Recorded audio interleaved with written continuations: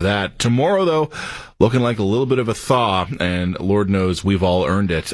We'd like to talk, of course, about wedding anniversaries. They're a nice occasion worth celebrating. Do you and your husband do much for yours? Is it a big deal in your calendar? Well, I mean, we've only really had two thus far, so the first two we've made a pretty big deal out of. I hope that the third one. But the thing is also, we've dated for so long prior to us getting married that we now only celebrate our wedding anniversary, because if we did all sorts of other stuff, we would just be pretty much celebrating all throughout the year. There is another anniversary that is being marked here in Canada, 50 years of divorce.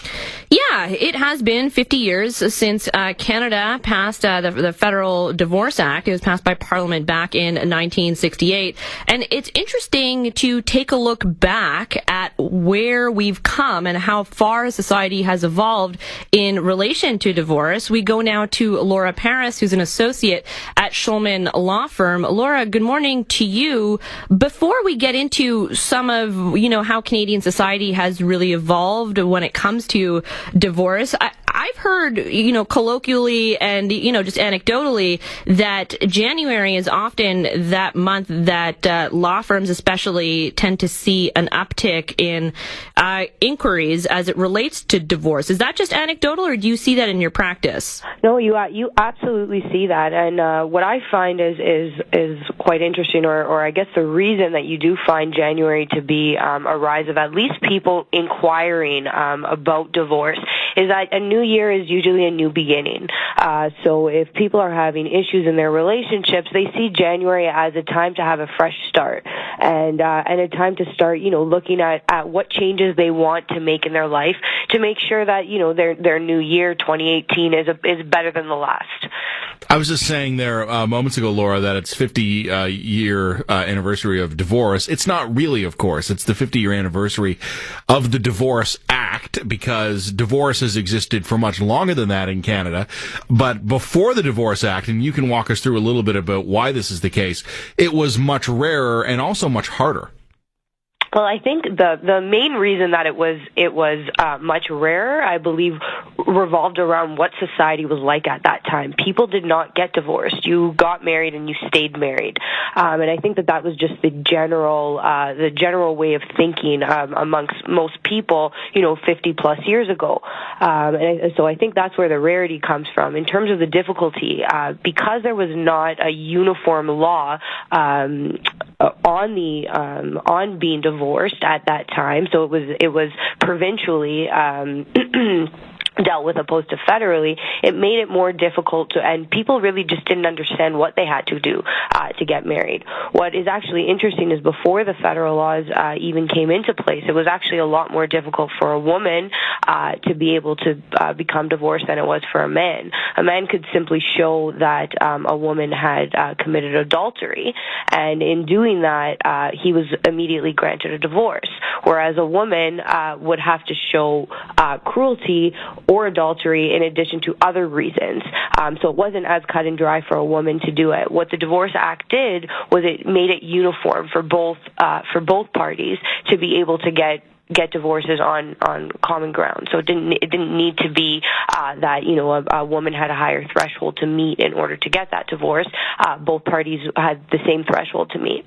What about the impact of that? I mean, how long did it take for there to be an observable uptick? I mean, because you're quite right. I mean, there's the law, but there's also society, and changing the Divorce Act would not automatically change how society viewed divorce. No, and it absolutely didn't. And what you'll find is at that time, the reasons for divorce were very moral based.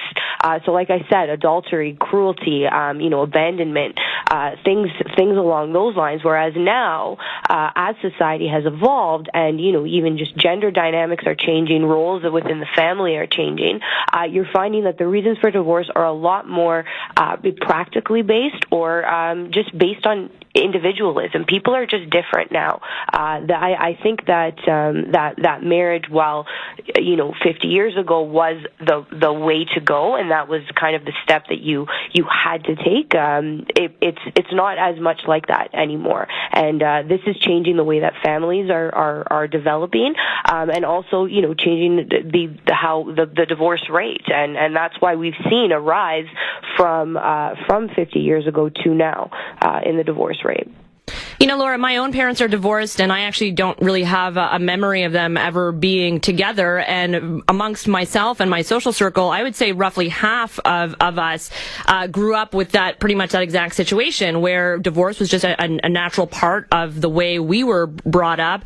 I was wondering, though, considering now people get married at a later age, you know, they have kids at a later age, are you seeing that reverberate into divorce rates, or is it still relatively constant from the previous generation? Well, what actually I've noticed is that the rate is actually going lower. So at one point we were actually sitting at about 50-50, or even just over 50-50 in terms of the amount of people being divorced. We're actually the number's starting to lower. And while I'm sure that statistics are going to be produced on this and in time, my theory is that the reason that it's lowering is because people are getting married later in life, and they're making these decisions when they've already established themselves to a certain extent, and they're more aware of what they need in a partner.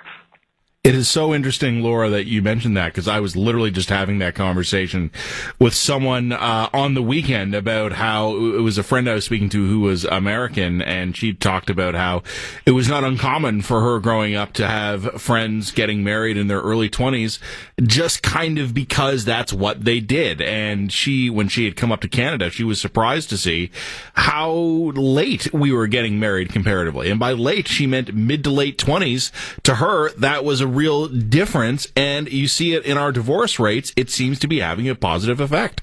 I think so, and absolutely. I mean, looking at the previous generation, the baby boomer generation, they were getting married in their, even late teens, early 20s.